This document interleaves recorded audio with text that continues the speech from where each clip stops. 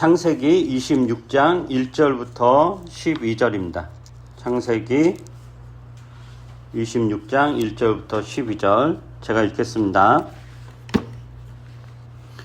일찍이 아브라함 때에 그 땅에 흉년이 든 적이 있는데 이삭 때에도 그 땅에 흉년이 들어서 이삭이 그랄을 블레셋 왕 아비멜렉에게로 갔다.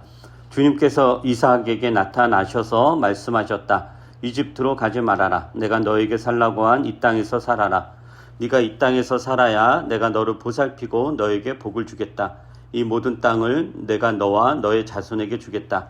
내가 너의 아버지 아브라함에게 맹세한 약속을 이루어서 너의 자손이 하늘의 별처럼 많아지게 하고 그들에게 이 땅을 다 주겠다. 이 세상 모든 민족이 내 씨의 덕을 입어서 복을 받게 하겠다. 이것은 아브라함이 나의 말에 순종하고 나의 명령과 나의 계명과 나의 율례와 나의 법도를 잘 지켰기 때문이다. 그래서 이삭은 그랄에 그대로 머물러 있었다. 그곳 사람들이 이삭의 아내를 보고서 그에게 물었다. 그 여인이 누구요? 이삭이 대답하였다. 그는 나의 누이요. 이삭은 그는 나의 아내요. 하고 말하기가 무서웠다. 이삭은 리브가가 예쁜 여자이므로 그곳 사람들이 리브가를 빼앗으려고 자기를 죽일지도 모른다고 생각하였기 때문이다. 이삭이 그곳에 자리를 잡고 산 지 꽤 오래된 어느 날 블레셋 왕 아비멜렉은 이삭이 그 아내 리브가를 애무하는 것을 우연히 창으로 보게 되었다. 아비멜렉은 이삭을 불러들여서 나무랐다. 그는 틀림없이 당신의 아내인데 어쩌려고 당신은 그를 누이라고 말하였소. 이삭이 대답하였다. 저 여자 때문에 제가 혹시 목숨을 잃을지도 모른다고 생각하였기 때문입니다. 아비멜렉이 말하였다. 어쩌려고 당신이 우리에게 이렇게 하였소. 하마터면 나의 백성 가운데서 누구인가가 당신의 아내를 건드릴 뻔하지 않았소. 괜히 당신 때문에 우리가 죄인이 될 뻔하였소. 아비멜렉은 모든 백성에게 경고를 내렸다. 이 남자와 그 아내를 건드리는 사람은 사형을 받을 것이다. 이삭이 그 땅에서 농사를 지어서 그 해에 100배의 수확을 거두어 들였다. 주님께서 그에게 복을 주셨기 때문이다. 오늘 이야기는 1절에 흉년이 들었다. 흉년이 들었다로 시작을 해서 12절에 100배의 수확을 거두어 들였다로 이제 끝나는 구조입니다. 그러니까 흉년으로 시작해서 풍년으로 끝난 이야기 구조죠. 그러니까 1절과 12절이. 그렇다면은 1절과 12절의 그 사이에는 뭐냐면은 그 이삭이 흉년이라는 위기에 어떻게 대응했고 그 위기를 넘어 풍년이라는 결실이 어떻게 이루어졌는지에 대한 이야기를 하고 있습니다. 그 1절부터 12절에는 하나님의 말씀에 순종하는 이삭의 모습도 나오고 또 두려움에 사로잡혀서 그 아버지 아브라함이 했던 잘못을 반복하는 그런 이삭의 모습도 나오죠. 그리고 하나님이 아브라함에게 하셨던 그 땅과 후손에 대한 약속을 이삭에게 반복해서 하는데 더 확대해서 더 확증적으로 하나님이 이삭에게 약속을 하는 내용도 나옵니다. 그리고 이 이야기에서는 그 아브라함과 이제 계속 이제 대조가 되는데 아브라함이 겪었던 사건들이 이삭에게도 이제 반복돼서 나타나죠. 이삭이 아브라함이 살고 있었던 땅에서 이삭도 지금 살고 있는 거고, 한때 아브라함이 살았을 때 그 땅에 흉년이 들어서 그 흉년을 피하려고 아브라함과 그 가족들이 이집트로 이렇게 내려갔죠. 내려갔고, 그런데 이삭도 사실은 이집트로 내려가려고 했었던 거죠. 근데 그걸 하나님 막았던 거고, 또 아내를 누이로 속인 것이라든가, 그리고 땅과 후손에 대한 약속이라든가 이런 게 다 아브라함에게 일어났던 일을 이삭도 이제 동일하게 이렇게 겪습니다. 1절부터 이제 12절의 내용이에요. 좀 살펴보면은 그 이삭이 살고 있던 땅에 이제 흉년입니다. 흉년이. 그리고 그 땅은 아브라함도 이전에 이제 살았던 땅이죠. 그러니까 대대로 아브라함, 이삭 이렇게 살고 있는 땅이에요. 근데 그 땅에 이제 아브라함 때에도 큰 흉년이 든 적이 있었고, 그때 아브라함은 흉년을 피해서 식솔들과 함께 이집트로 내려갑니다. 먹고 살아야 되니까. 그런데 이제 아브라함이 이집트에서 어떤 일을 하냐면은, 어떤 일이 일어나냐면 아내 사라를 누이로 속이죠. 그 이유는 이집트 사람들이 사라를 자기 아내라고 하면은 자기를 죽이고 사라를 빼앗기 위해서 자기를 죽이고 해칠까봐 이게 두려워서 아브라함이 자기 아내를 이제 누이라고 속입니다. 낯선 곳은 어떤 일이 일어날지 모르는 두려움의 장소죠. 낯선 곳. 그러니까 아브라함과 사라에게 이집트는 낯선 곳이죠. 자기 고향도 아니고 이렇게 알고 있는 든든한 뭐 백이 있는 것도 아니고 자신을 지원하는 인맥이 있는 것도 아니고 굉장히 낯선 곳이고, 그러니까 거기서 어떤 일이 일어날지 모르니까 굉장히 두려움의 장소이고, 두려움의 장소에서 우리는 어떻게 하죠? 최대한 방어적으로 행동을 하죠. 언제 위험이 닥칠지 모르니까 신경을 이제 곤두세우고. 그러니까 아브라함은 그가 살고 있던 땅에 흉년이 들었어요. 근데 흉년이게 뭐 조금 뭐 농사 망쳤다 정도가 아니라 거주지를 이전해야 될 정도니까 굉장히 이제 심각한 이제 흉년이 이렇게 들었을 거고, 성경에는 정확한 표현은 안 나오지만 그게 한 해가 아니라 한 몇 년은, 왜냐면은 뭐 1년 흉년 들었다고 뭐 먹고 못 살진 않잖아요. 그 전에 이제 좀 비축해뒀던 거 하니까. 근데 아마 이제 장기적으로 몇 년 동안 흉년이 들었을 것이고, 완전히 이제 바닥이 나서, 그러니까 그 아브라함이 살고 있던 땅, 이제 안전한 땅이 아닌 거죠. 계속적인 이제 흉년과 기근으로. 그래서 먹고 살기 위해서 이집트 땅에 왔지만 또 이집트 땅이 안전한 곳이라고는 생각하지 않았습니다. 그러니까 흉년이라는 생존을 절박한 위기 앞에서 먹고 살기 위해 낯선 땅으로 왔지만 그 땅은 또 안전한 땅이 아니라 언제든지 해를 입을 수 있다는 것. 그래서 최대한 방어적으로 행동할 수밖에 없는 거죠. 외국인 노동자를 한번 생각을 해봐도 될 것 같아요. 대부분 이제 자신의 나라에서 취업하기 힘들고 또 취업을 해도 굉장히 먹고 살 정도의 그 월급을 못 받으니까 어려워서 그나마 이제 좀 취직이 가능한 한국에 왔을 것입니다. 그것을 이제 코리안 드림이라고 하죠. 우리도 뭐 20년 전, 30년 전에는 아메리칸 드림에서 외국 가서 이제 일본이나 뭐 미국이나 혹은 유럽에 가서 막노동을 하면서 이렇게 돈을 버는 거, 그 고기에 갖다 바치고 그런 일이 이렇게 있었죠. 지금 이제 동남아나 이런 나라가 이제 한국을 이제 그렇게 여기는 거죠.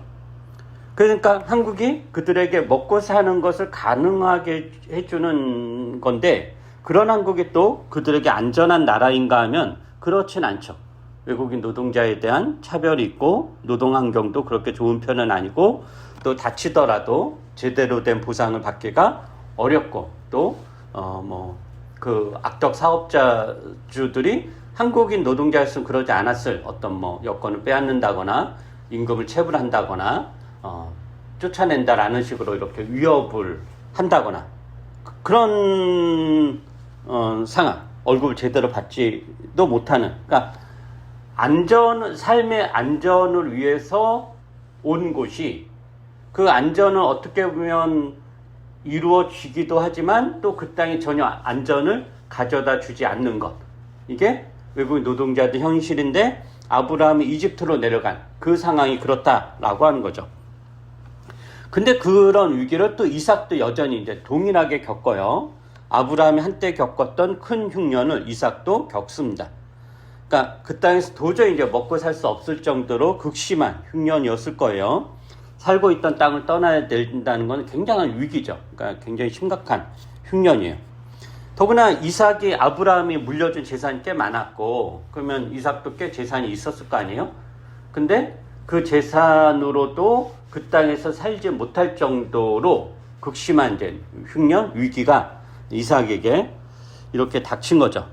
그래서 그 어려움을 피하기 위해서 이삭이 어디로 가냐면은 블레셋 왕 아비멜렉이 다스리고 있던 그랄로 내려갑니다. 아마도 이삭은 그랄에 오래 머물 생각은 아니었던 것 같습니다. 이삭이 기본적으로 주변에 대한 경계, 이렇게 두려움이 많은 그런 인물이었기 때문에 그랄 사람들을 좀 믿지 못하고 그런 것도 있었을 것도 같고, 그렇게 오래 머물 생각은 아니었던 것 같아요.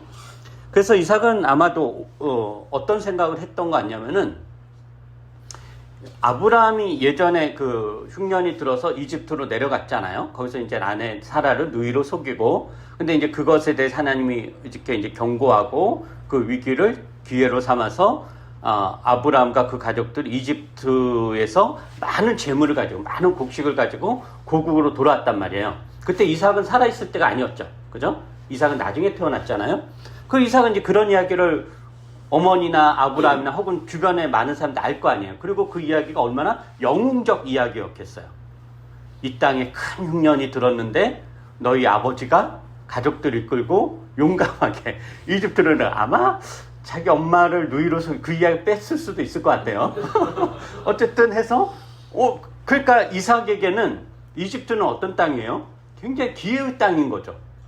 이 기근을 우리 아버지, 그리고 아버지에 대한 기억을 그 이집트 사람들이 나이 드신 분들 뭐 하고 있을 텐데, 그렇다면 우리가 가서 굉장히 그 대접을 받지 않을까, 아마 이런 생각을 이렇게 했었을 것 같아요. 그래서 우선 그러니까 이집트로 내려가는 여정에 이제 그랄에 머문 거지, 그랄에서 오래 살 생각은 전혀 아니었던 거예요. 그러니까 이집트로 내려갈 생각을 가졌던 거예요. 그런데 이제 하나님이 그걸 막죠. 하나님이 이삭에게 나타나서 뭐라고 하냐면은 이집트로 내려가지 말라라고 그래요. 한번 보세요. 하나님 뭐라고 하시냐면은 이집트로 가지 말아라. 내가 너에게 살라고 한 이 땅에서 살아라. 네가 이 땅에서 살아야 내가 너를 보살피고 너에게 복을 주겠다. 이 모든 땅을 내가 너와 너의 자손에게 주겠다. 내가 너의 아버지 아브라함에게 맹세한 약속을 이루어서 너의 자손이 하늘의 별처럼 많아지게 하고 그들에게 이 땅을 다 주겠다. 이 세상 모든 민족이 내 씨의 덕을 입어서 복을 받게 하겠다. 이것은 아브라함이 나의 말에 순종하고 나의 명령과 나의 계명과 나의 율례와 나의 법도를 잘 지켰기 때문이다. 자, 이걸 통해서 이삭이 이집트로 내려가는 게 어떤 성격인가 드러나는 거예요.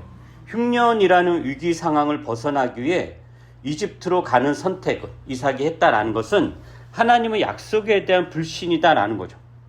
이집트는 이삭이 생각하는 것만큼 안전한 곳이 아니에요. 흉년으로 인해 먹고 사는 것이 곤란해지자 그것을 해결하기 위해 지금 이집트로 내려가는 건데, 그것은 하나님 보시기에는 굉장히 미봉책에 불과한 거죠. 그러니까 이런 것과 똑같은 거예요. 지금 당장 빚을 갚기 위해 높은 이율의 사채를 쓰는 것과 같은 거죠.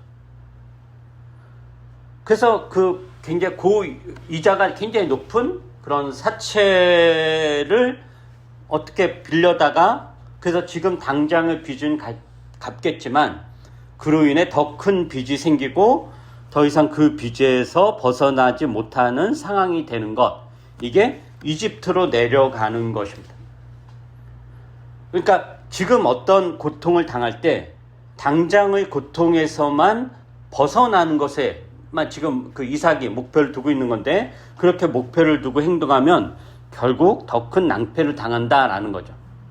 즉 아브라함이 기근을 피해서, 흉년을 피해서 이집트로 내려갔고, 이집트에서 어떻게 또 우여곡절 하나님의 은혜로 많은 재물을 가지고 다시 고국에 돌아왔지만, 그가 사는 땅에 돌아왔지만, 그래서 이삭이 그걸 믿고 이번에도 그럴 수 있겠다라고 해서 이집트로 내려가려고 하지만, 아브라함에게 일어났던 일이 자신에게도 일어나는 보장은 없는 거죠. 진짜 이번에는 리브가가 죽을 수도 있는 거고, 거기서 완전히 뼈도 못 들고 그냥 끝장날 수도 있는 거다 말이죠. 그러기에 하나님께서 이집트로 가지 말라라고 막는 거죠.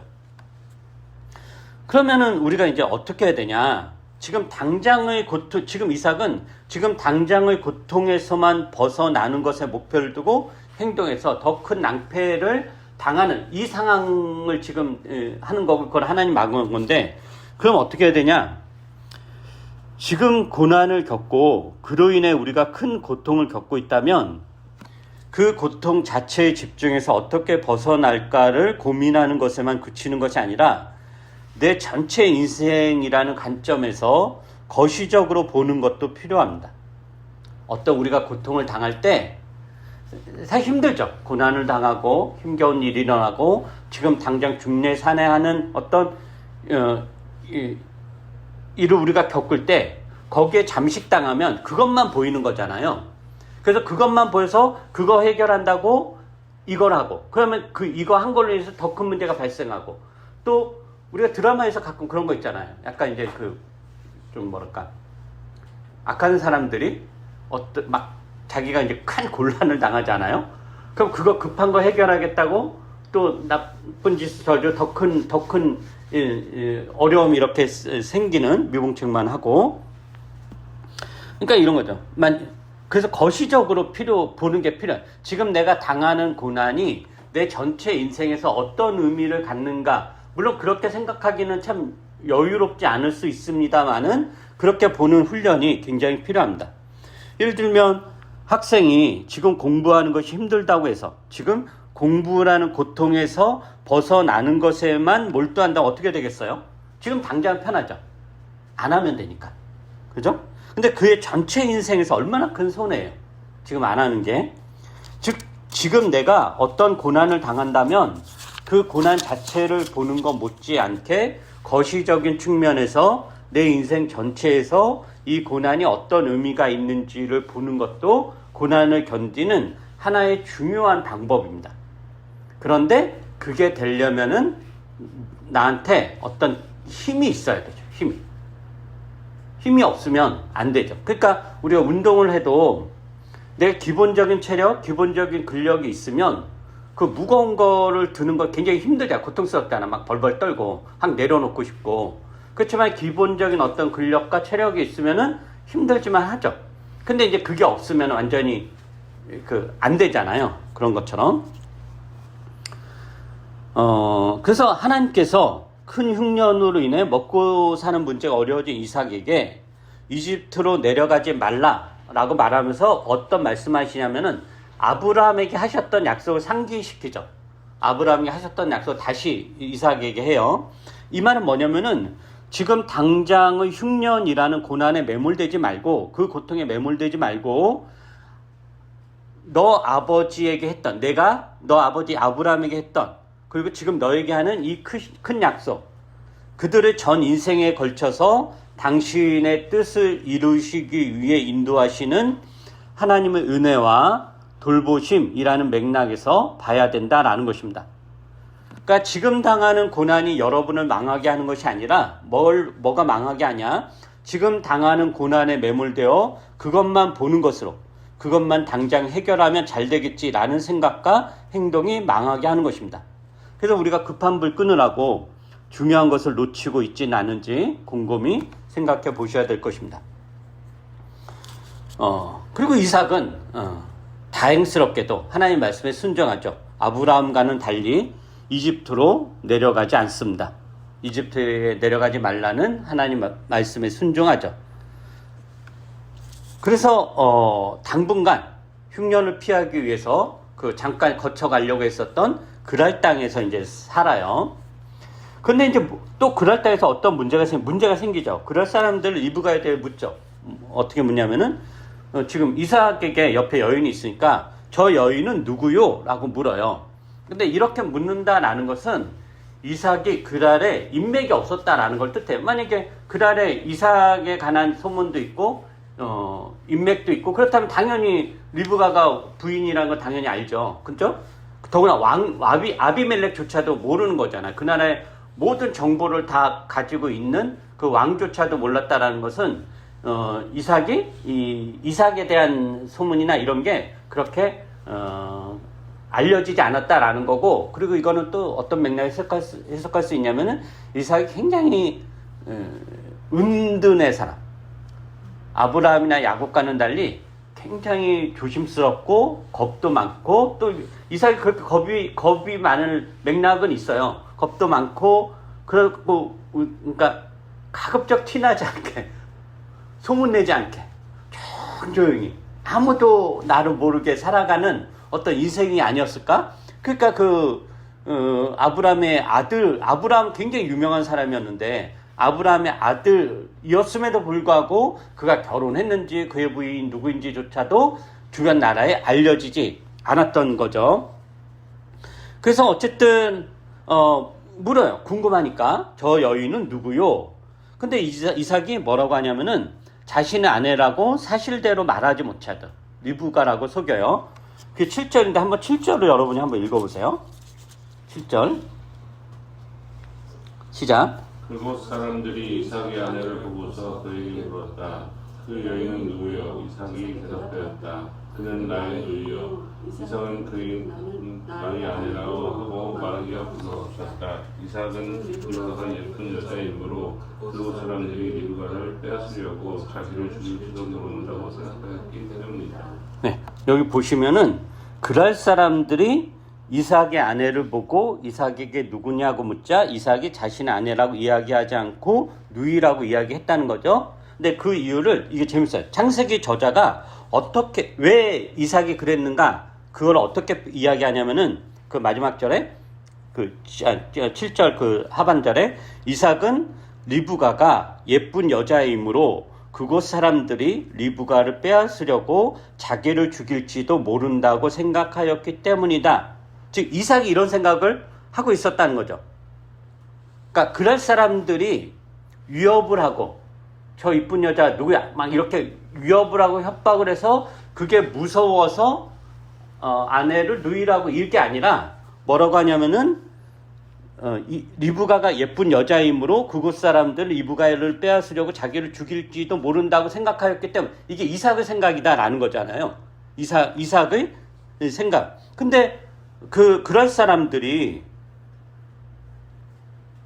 그 리브가에 대해서 이 여인은 누구요? 라고 물은 이유는 안 나와요. 본문에. 단지 이삭이 그렇게 생각한 거죠. 얘네가 날 죽일지도 모른다라고 생각한 거지 실제는 그 이유는 안 나와요. 그죠? 궁금해서 물어본 걸 수 있죠. 그러니까 제일 상식적인 거 궁금하잖아요. 이삭 옆에 이쁜 여자가 있어. 근데 계속 이삭을 졸졸 따라다녀. 뭐 따라다녔겠죠. 늘 같이 있는 걸 봤겠죠. 그게 궁금하잖아요. 도대체 누구요? 그러면은 제 아내요 하면 될 거를 이삭이 자기가 두려워서 자기가 무서워서 누이다라고 속인 거다라는 거예요. 그러니까 그럴 사람도 어떤 이 리브가를 빼앗으려고 협박을 하고 이게 아닌 거죠. 그리고 그런 증거가 뭐가 있냐면은 만약에 그럴 사람들이 이삭을 죽이고 리브가를 차지하려는 마음이 있었다면은 창세기 저자는 이렇게 표현하지 않고 아마도 그럴 사람들은 행실이 악하다는 소문이 있었기 때문에 이삭이 겁이 나서 리브가를 누이로 속였다라고 표현했을 거예요.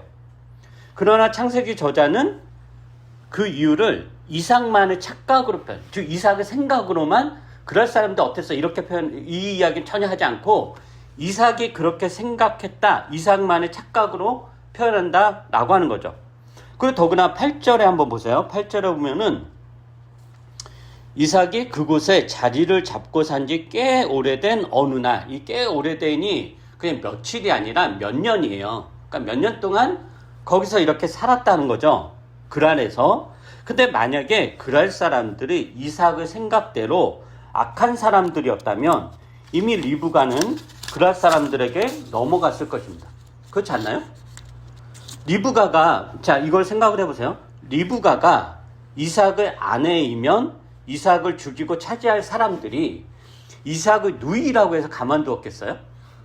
뭔 상관이에요? 그러므로 그럴 사람들은 악한 사람들도 아니고 남의 아내를 강탈할 사람들도 아닙니다. 어쩌면 이삭에 대한 관심, 호의의 표현으로 어떤 사람들인지 이삭이 데리고 온 사람이 어떤 사람들인지 궁금해서 물어보았을 것입니다. 어쩌면 만약에 그 이삭이 이 여자가 내 아내다 라고 이야기했으면은 다들 이삭을 부러워하고 이삭을 복받았다. 어떻게 이렇게 참한 아내를 얻었어요. 부럽습니다. 이렇게 했겠죠. 뺏는 게 아니라.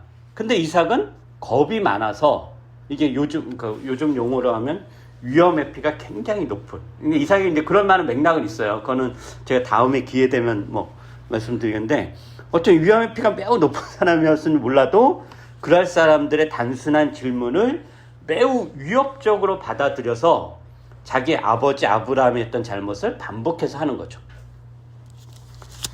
근데 이삭의 이러한 행동은 하나님에 대한 불신이기도 해요. 왜 그러냐면은 하나님이 이삭에게 이집트 땅으로 내려가지 말라라고 하면서 어떻게 말씀하셨냐면은 내가 너에게 살라고 한 이 땅에서 살아라. 네가 이 땅에서 살아야 내가 너를 보살피고 너에게 복을 주겠다라고 하셨어요.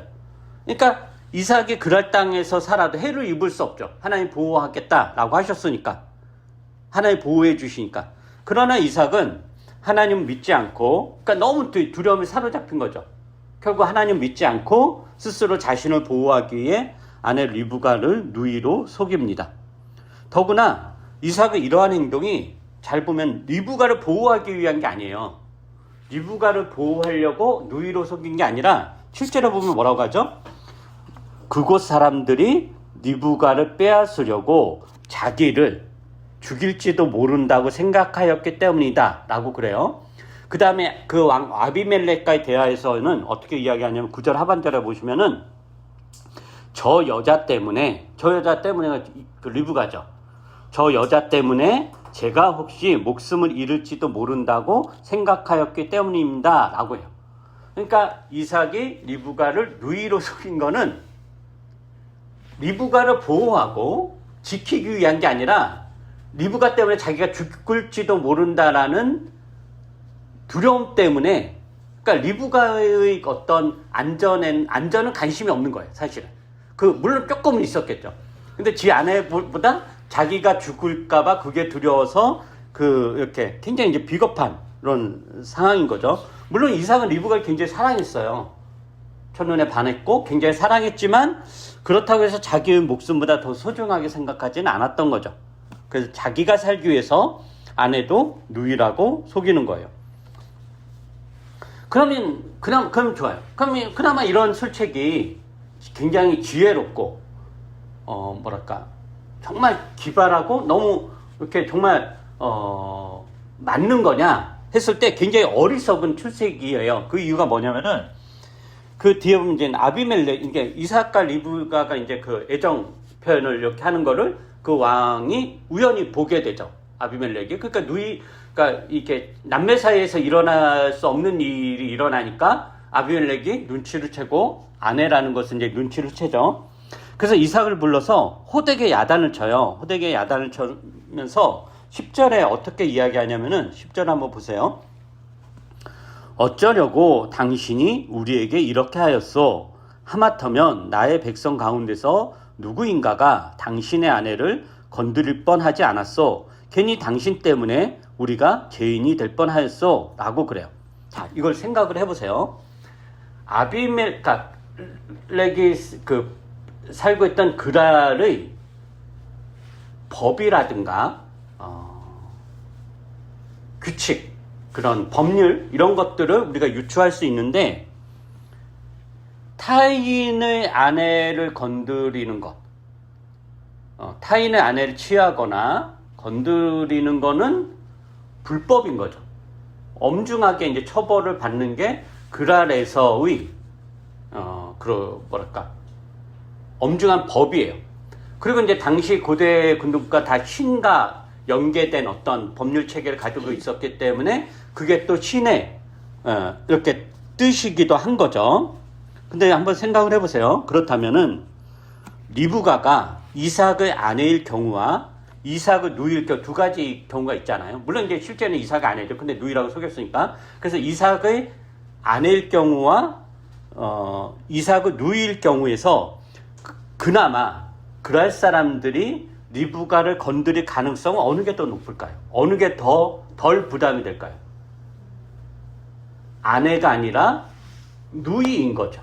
그죠? 오히려 이삭이 리브가를 자기 아내라고 소개를 했어야 더 보호받는 상황인 거예요. 이 그랄의 법체계라든가 이런 거에 의하면. 근데 누이라고 속이면 어떻게 돼요? 더 위험에 빠뜨린 거죠. 그러니까 아비멜렉이 놀란 거죠. 너 미친놈아. 네가 아내라고 했으면 누가 건드냐? 아무도 안 건든다. 우리나라 법이 있고 신의 뜻이 있는데. 근데 네가 누이라고 그랬으면 그거는 건드릴 수 있다. 근데 그렇게 해가지고 건드렸다가 실제는 아내잖아요.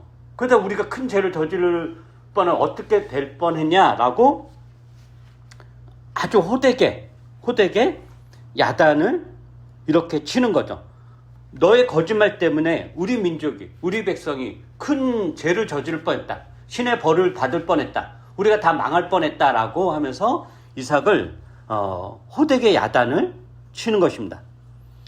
그러니까 이삭은 자기가 살기 위해서 정직하게 리브가를 아내로 소개하지 않고 거짓말로 누이라고 속였는데, 누이라고 속인 게 오히려 리브가를 더 공경에 빠뜨릴 수도 있고 오히려 더 큰 죄를 저지르는 이런 상황. 그러니까 당장 눈앞의 고통, 눈앞의 어려움을 해결하기 위해서 당장 그거 뭐 앞뒤가 어떻게 되든지 간에 그거 하나 해결하겠다, 거기에 매몰되었을 때 더 큰 화를 불러오게 되었다라는 것입니다. 그것을 이제 그 이야기인 거죠. 그러니까 오히려 아내라고 정직하게 이야기하는 게 자신을 보호하는 길이었다라는 거죠. 그 후에 이제 블레셋 왕 아비멜렉과 그 백성들은 이삭에게 호의를 베풉니다. 이삭과 그 식솔들이 흉년을 피해 그랄 땅에 계속 머무는 것을 이제 허락을 하죠. 계속 이제 허락이 된 거예요. 근데 이제 그런 호의를 이제 이삭이 이제 이렇게 뭐랄까 무시하고 그럴 사람들은 이제 믿지 않고 이렇게 한 거예요. 물론 이삭의 마음은 이해가 돼요. 이삭이 이렇게 할 수밖에 없었던 마음은 이해가 되는데, 낯선 이방 땅에서 자신과 가족을 보호하기 위해서는 당연히 경계심을 늦추지 않고 모든 것을 의심하며 두려움 가운데 살아야 됐을 거예요. 그러나 하나님은 이삭과 리브가를 보호하고 지키겠다라고 약속을 했죠. 그리고 자기가 그 약속을 믿고 이집트로 내려가지 않은 거고, 그러나 그 약속을 믿었다면 그 어떤 낯선 곳이어도, 그 어떤 위협적인 상황이어도 겁내지 않고 용기 있게 살아갔어야 되는데, 그러나 이삭은 이집트로 내려가지 말라는 하나님의 말씀을 순종하면서 또 자신의 집안을 보호하고 번성케 하겠다라는 하나님의 말씀은 신뢰하지 않습니다. 그래서 이렇게 큰 잘못을 한 거죠. 그래서 아비멜렉이 이삭을 굉장히 이렇게 꾸짖는데, 이렇게 호되게 꾸짖는 이 창세기의 요 내용이 어떤 걸 연상시키냐면은, 하나님께 아비멜렉이 하나님을 대신해서 이삭의 잘못을 호되게 꾸짖는 것 형식으로 이렇게 나와요. 그러니까 아비멜렉이 이삭에게 하나님의 말씀을 전하는 사람은 나온다라고 하는 거죠. 그래서 엄중하게 그의 잘못을 지적을 하는 거예요. 그리고 나서 아비멜렉이, 그러니까 이삭에게 호되게 야단을 치고 그의 잘못을 깨닫게 하고 그 모든 백성에게 뭘 선포하냐면은, 이 남자와 그 아내를 건드리는 사람은 사형을 받을 것이다 라고 선언합니다.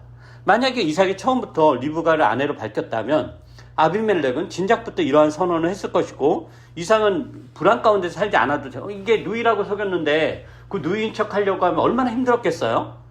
그 애정 표현도 못하고 그러다 몰래 하다가 아비멜렉에 들켜가지고 이 사단이 이렇게 난 거잖아요. 그러니까 하나님을 믿지 못하고 자신의 술책만 믿고 이런저런 짓 하다가 사실 망신을 당한 거예요. 아주 톡톡히 망신을 당한 거예요. 그래서 이제 이야기의 결론은 어떻게 되느냐, 12절에 보면은 이삭이 그 땅에서 농사를 지어서 그 해에 100배의 수확을 거두어 드렸다. 주님께서 그에게 복을 주셨기 때문이다. 이렇게 이제 결론이 납니다. 그러니까 주님은 이삭의 잘못, 실수에도 불구하고 이삭에게 하셨던 약속, 네가 이 땅에서 살아야 내가 너를 보살피고 너에게 복을 주겠다라는 약속을 실천합니다. 이거 결론을 내리면, 하나님이 이삭을 복 주신 것은 이삭이 어떤 영웅적인 믿음을 소유한 사람이거나 무슨 대단한 인격의 소유자이거나 모두에게 모범적인 하나님의 사람으로 살았기 때문은 아닙니다.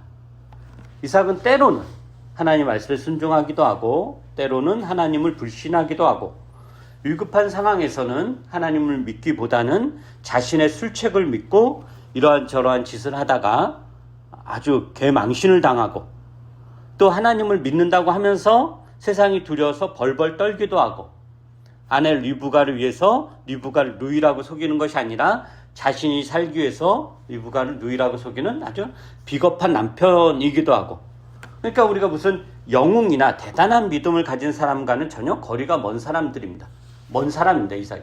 보통 그 3대 족장이 아브라함, 이삭, 야곱이잖아요. 대체적으로 사람들이 아브라함도 굉장히 파란만장한 삶을 살았고 야곱은 앞으로 우리가 살펴볼 다 알다시피 굉장히 파란만장한. 근데 이삭은 되게 조용조용해서 이삭은 아무런 사고도 안 치고 되게 순딩순딩하고 하나님께 이렇게 잘 순종하고 조용조용히 사는 사람이다라고 생각하지만 그렇지 않아요. 그러니까 믿음의 사람이 아니라 이렇게 나대지 않은 거는 겸손해서가 아니라 겁이 너무 많아서요. 겁이 많고 너무 두렵고 근데 이제 또 겁이 너무 많고 두려운 사람들은 위기가 닥치면 그걸 능수능란하게 해결하지 않잖아요. 그러니까 제 3자가 보기엔 정말 멍청한 짓인데 막 그거 벗어나겠다 난리를 친단 말이에요. 다들 그러면 안 된다 해도 자기가 그러니까 옳은 거냐. 그러니까 이삭이 그런 사람이었다라는 거죠. 무슨 믿음의 영웅, 순종적인 사람, 되게 사려가 깊은 사람, 이런 사람이 아니었다라는 거예요. 그런데 하나님이 이러한 이삭을 보살펴 주십니다. 그러니까 하나님이 우리에게 복 주시고 우리를 보살피는 이유는 우리가 뭐 대단한 믿음의 영웅이나 위대한 신앙적 실천을 하는 사람들이어서는 아닐 것입니다. 우리는 이삭처럼 어떤 경우에는 하나님의 말씀을 믿지만 어떤 경우에는 믿지 않기도 하고 어떤 경우에는 순종하지만 어떤 경우에는 불순종하기도 하고 어떤 경우에는 하나님의 뜻을 따른다고 이리저리 애를 쓰지만 또 많은 경우에는 내 욕심대로 내 멋대로 살기도 합니다.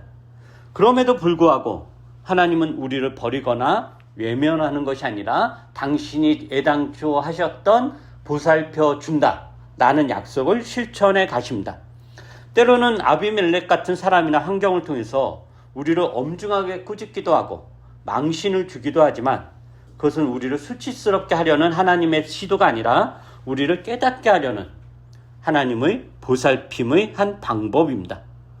그러므로 하나님을 신뢰하십시오. 여러분을 보살피고 여러분에게 복 주시겠다고 약속하신 하나님을 신뢰하며 이 세상의 이런저런 위협에 굴복하지 마십시오. 기도하겠습니다. 이 험난한 세상에 주께서 저희들을 고아처럼 버려두지 않으시고 우리를 부모처럼 지켜주시고 보살펴 주십니다. 그러나 주님은 우리를 온실 속의 하초처럼 보살피는 것이 아니라 이 험난한 강야 같은 세상에 내어다 놓으시고 우리로 이 세상을 살게 하시며 우리를 보살펴 주십니다. 때로는 세상이 무서워서 우리가 당하는 고통과 고난 힘겨운 게 너무 두려워서 벌벌 떨고 비겁하게 행동하기도 하고 하나님의 뜻과는 전혀 상관없는 선택을 하기도 하지만 그때마다 주님은 우리를 깨닫게 하시고 여러 가지 방법으로 나무라시고 또 위로하시고 용기를 주셔서 이끌어 가십니다. 우리가 지금 당하는 고난이 교우들이 당하는 고난이 각자 어려움이 있고 각자 내용은 다 다르겠지만 그리고 그것이 얼마나 힘겨운 일인가 우리가 다 알지만 거기에만 그곳에만 매몰되지 말게 해주시고 잠식당하지 말게 해주시고 그 고난이 무엇을 만들어내고 우리가 당한 어려움이 우리 전체 인생에서 어떤 의미를 차지하고 하나님이 무엇을 하기를 원하시는지 이런 면에서도 우리가 생각하고 눈여겨보면서 이 어려움을 견디어 나갈 수 있도록 은혜를 베풀어 주시옵소서. 당장의 편안함을 위해서 더 큰 복을 저버리지 말게 해주시고 이 상황을 잘 우리가 견디어 나갈 수 있도록 은혜를 베풀어 주시옵소서. 감사드리며 예수님 이름으로 기도합니다. 아멘.